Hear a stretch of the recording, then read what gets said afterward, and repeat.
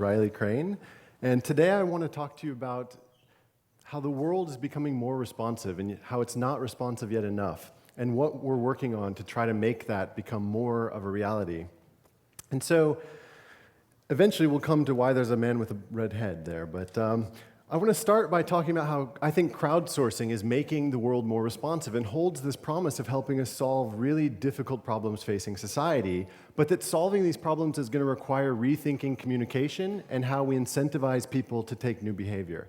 So here's one of my favorite forms of crowdsourcing. It's a trail through the woods made by an anonymous crowd that highlights this road in this information landscape. And there's a sort of modern equivalent of this that's being done right now with Google Instant, which is a digital form of crowdsourcing that relies on the sort of masses of people that have come before us, and which can even predict what I'm going to say next. And so this is really incredible. And what's more is that there are all sorts of systems like Facebook and Pandora that are learning from us. They're taking our input and using this to create this really massive system. And while they solve a lot of problems, they don't solve problems that require coordination or collaboration. And so all of these systems are really enabled by the evolution of the link that went from connecting all the world's computers to the web, which connects all the world's documents, and now this great social web that's connecting people and places and things. But there's a real question about what can you do with this? Can we use this new geo-mobile, real-time communication infrastructure to solve really, really hard problems? And so this is the question that was posed by DARPA, which is the agency that created the internet 40 years ago, last December, when they hid 10 red balloons around the country, and they challenged anyone to find all 10, and they would give you $40,000 to really test what the role of this new social infrastructure was at solving hard problems.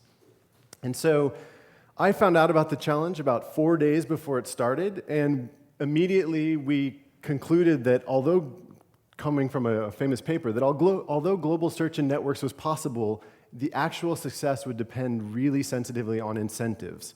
And so we built a system that we said there would be 10 balloons, $40,000. We're going to give $4,000 to each balloon. This meant that if you signed up and you found a balloon, we'd give you $2,000, and we'd give the other $2,000 to charity.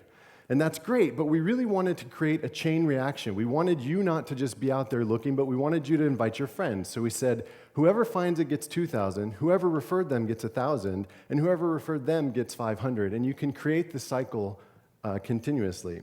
And so I built a web platform that behind the scenes would allow you to come in, sign up, put in your name, and it would generate a personal URL, which you could then use to get out through whatever means you had available, through whatever social media you had. And what happened then is whoever clicked on that would come back, they'd see the exact same form, they would get their own personal URL, and behind the scenes we were able to create this sort of chain reaction network that was really moving towards building a spontaneous communication network. And so this is what we built in 36 hours. That was 5,000 people spanning all across the US, actually the globe. And now that you have this, it's easy to solve this geolocation problem of locating balloons, right? So the problem was that not everyone wanted us to find the balloons. There was tons of sabotage, there was tons of false reporting, and even from within the Media Lab, there was a team that signed up that put on DARPA jackets and went out around and flew their own balloons, even hacking the EXIF data on iPhones to throw people off the trail. And so this created a lot of data that was hard to go through. And so some of the ways we learned how to filter that is that there was a lot of information in the noise. You saw that many reports on the same balloon that were slightly different would tell you something. Similarly, there was a human element involved. But what we found was sort of the best way of doing this is the map we saw when we came in. And if you just said, let's exclude balloons that were reported in Arizona by someone whose computer said they were in Florida, and suddenly this nice, clear image appears, which isn't perfect, but it does a lot of the work for you. And so it took us 8 hours and 52 minutes to find all 10 balloons. And what's really impressive for me is that it was very surprising for us, but we found 4 balloons before any other team, and we managed to contact half of the winners who signed up with us before the challenge even began.